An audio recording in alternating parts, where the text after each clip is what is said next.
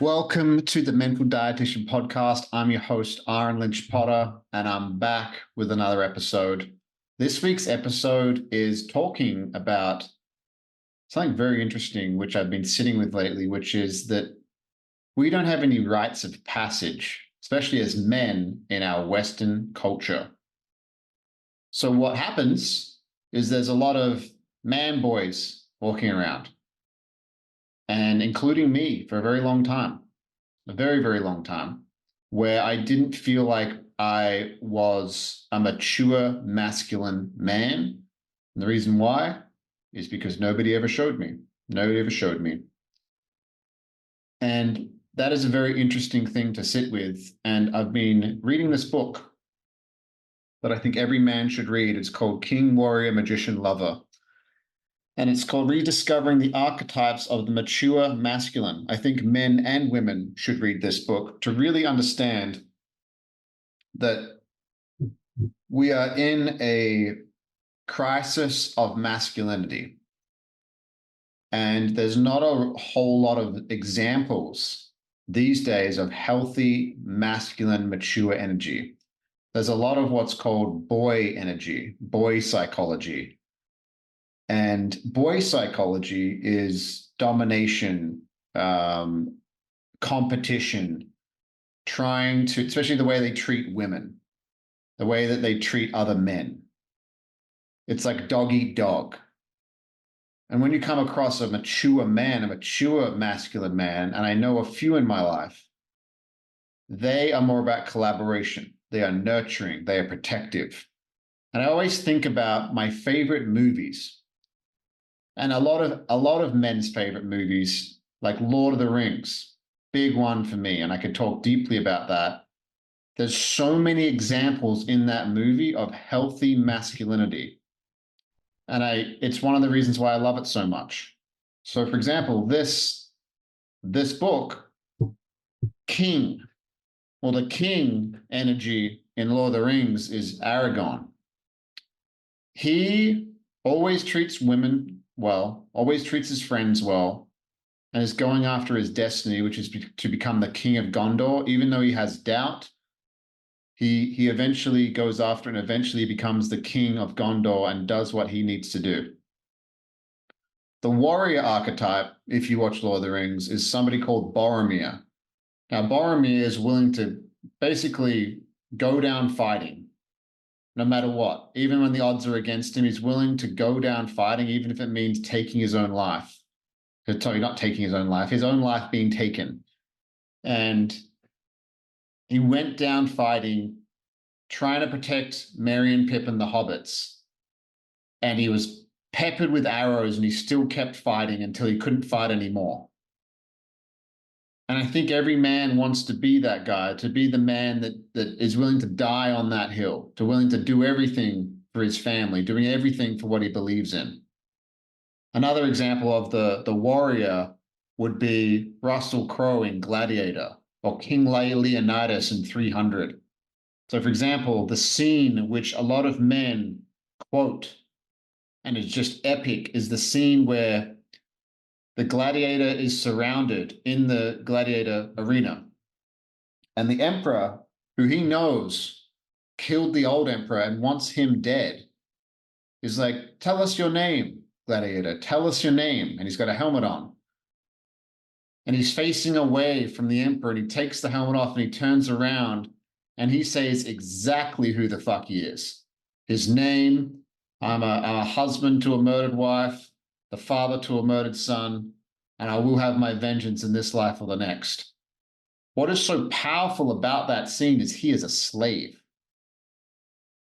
The emperor has all the power, but he's like, "I'm going to say who the fuck I am at the risk of everything, at the risk of absolutely everything, his life, everything." And the crowd goes wild because they see him. He basically is so exposed and he is so seen, and he doesn't know what's going to happen next. But he doesn't shrink. He doesn't cower. He says who the fuck he is, even at the risk of losing everything. King Leonidas in 300, same thing. He goes out with 300 warriors, knowing full well that they're all going to die. All of them. But he goes out anyway to protect his land, to protect his women and his children. That's the warrior archetype. That's the archetype that all men have within us. But a lot of us not living in that way at all. The magician, Gandalf, Dumbledore. I imagine an older, more mature masculine energy. Somebody who's a guide, just like Gandalf is to Frodo in Lord of the Rings. The older mentor, the kind of magical one, the one who's got some mystery surrounding them. And the lover for me in the Lord of the Rings is Sam. He's such a lover of his friend. He literally carries Frodo up Mount Doom. And his love for his friend is so deep and so profound that it transcends all the darkness. All the darkness, Frodo would not have been able to destroy the ring without Sam.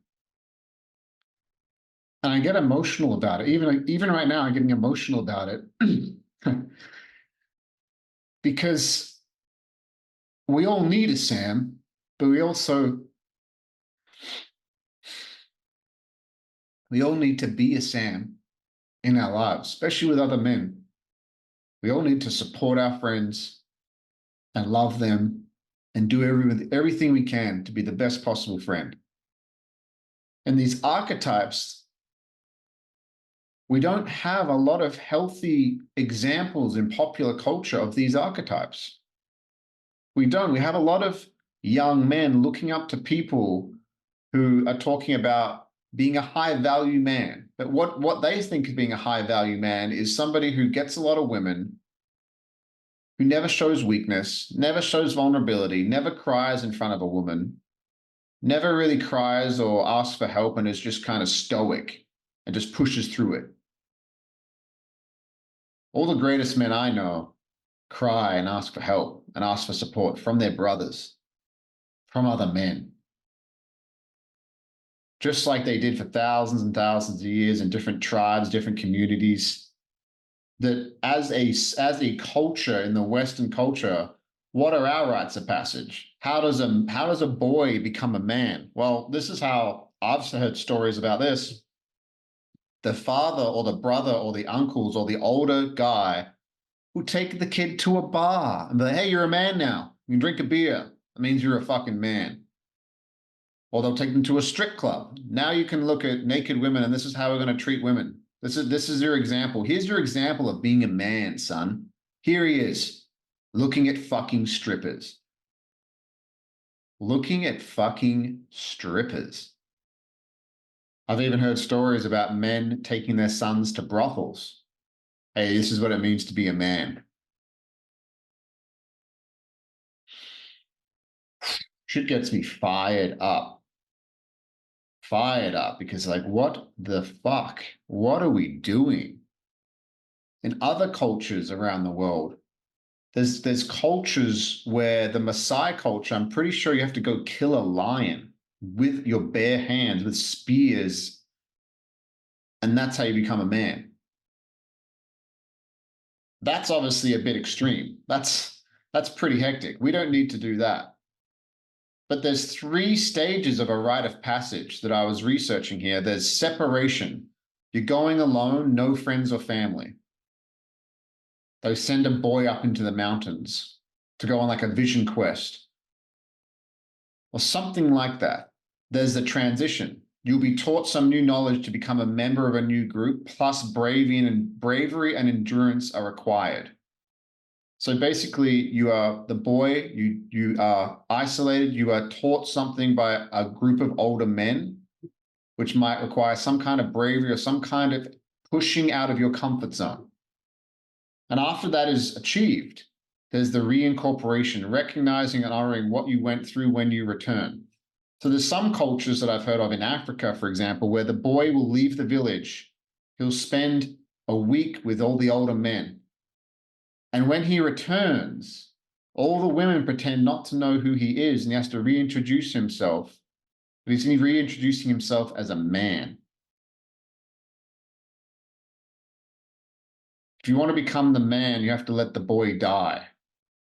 And there's a lot of boys running our world. There's a lot of boys in popular culture. And I have been that way for many, many years in different aspects. Like, I've felt like a little boy around what I call real men. And when you come across a real man, you can feel it, a healthy masculine man that knows who he is. And when you come across them, you know what I'm talking about. Both men and women listening to this, you know what I'm talking about. They are few and far between. It might be your father if you are very lucky. It might be a family member or a friend, or it might be a stranger where sometimes they enter the room and there's something about them you can't quite put a finger on. But I read this quote in this book. It said, boys are scared of powerful women and real men. And I've felt that before. A lot of boy psychology, boys that I know that are in 30-year-old bodies, 40-year-old bodies, they're attracted to girls, as in not mature feminine energy women. They are attracted to girls that suppress their feminine, that have not embodied it yet, have not explored it, sat with it, integrated it, so that it just ends up being a boy and a girl in a relationship. And I've been that guy. I've felt it. I've felt it myself, and I'm working through it currently, and I'm sitting with it. I'm like, okay, where do I still feel like a boy at 31 years old? A lot of areas I feel like a man. But there's, after reading this book, and I'm just starting it. I haven't even finished it yet, but it's just, I'm learning about rites of passage and initiation, and I just feel quite sad for a lot of men in our society and a lot of men in culture in the Western world. It's like, we don't have that. Where did that go? We have pseudo initiations, like going to a stripper's, drinking a beer for the first time, going to Vegas. That's not initiation. That's not being a man. So I ask you what you think being a man is. And to explore that, whether or not you're a woman or you're a man listening to this, what is being a man? I think it's being caring. It's being all the things I said, being a king, a warrior, a magician, and a lover, all in one. All of those things. That's why when I see that, I'm like, and there's a reason why, going back to the Lord of the Rings, why I feel so deeply about it. I was like, ever since I was a kid. And I'm realizing that there's all these healthy masculine archetypes throughout that movie. Legolas and Gimli, they're very different. They're so different, and they don't like each other. Dwarves and elves don't like each other in Middle Earth, in this world. And I just think of Israel and Palestine right now. I just imagine an Israeli man and a Palestinian man becoming friends despite all the pain, all the suffering. And there's a line in the movie, and they're facing death. And Gimli says, I never thought I'd die fighting side by side with an elf. And Legolas looks down at him. He's like, what about side by side with a friend? It's like, we need more of that. It feels like the world is trying to separate us at times. But we're all connected. Men and women, we're not separated. We are two halves of the same coin. We're supposed to work together. And men, we're also supposed to work together. Women are supposed to work together. Men and women are supposed to work together. And men are supposed to work together and uplift each other and collaborate and to talk about what they're struggling with. I get really passionate about this because a lot of my clients, when I'm coaching them, especially when they're going through these ketamine infusions, and they're very shame-based states. They're very low-based states. They don't want to be here anymore. It's very sad. And I've had multiple men now, when I'm coaching them, being like, you're the only guy I talk to about this stuff in my life. And there might be 35, 40 different ages. And I'm like, man, why the fuck is this a thing? Why are these men suffering in silence? Why are most suicides men? That's why I'm so passionate about it. That's why I feel called to lead men back to their own heart, back to their own home within themselves, so that they can look after women and they can look after society and they can protect. And when they see the wrong thing and they see boys being boys and causing harm to people because of their immature masculinity, they can call it out. I'm very passionate about it.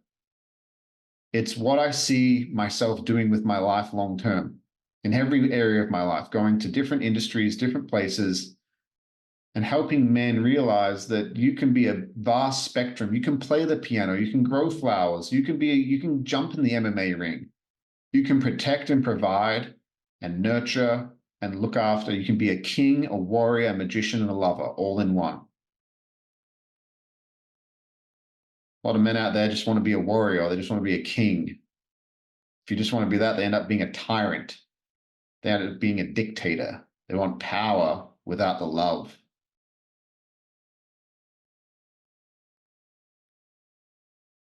So I challenge you listening to this. If you've made it to this point, I challenge you to read this book. It's very powerful, but I also challenge you to think about, were you initiated into being a man if you're a man? And if you're a woman listening to this, masculine energy is not the enemy. It feels like the world sometimes is against men. And it's like, oh, well, you're a man. You've had everything for thousands of years. Yeah. I think the patriarchy, when women call the patriarchy, and when they go down that route, it is them talking about an immature form of masculinity that causes harm and suffering and is rooted in fear. And it's not rooted in collaboration. It's rooted in power and keeping other people down. Real mature masculine energy is not about that. And if you've met mature masculine men, they're very safe, very caring, and they do the right thing. And that's the man I strive to be every single day. And that's the man I want to help other men to learn to be in their lives every single day. So you can make the world a better place. You can make it safe, especially for women. I was thinking about doing a video and posting on my YouTube and asking men, and I challenge you listening to this, is if you're a man, you're listening to this, how do you want women to feel when they're in your presence? For me, the answer is I want them to feel safe. But for that to occur, I have to feel safe within myself first. That's why the inner work is so important. That's why learning about these different archetypes and finding out where you feel there is immaturity in you, or that you haven't explored parts of yourself and learned about yourself. If you haven't learned to defend yourself as a man, I think that's very important.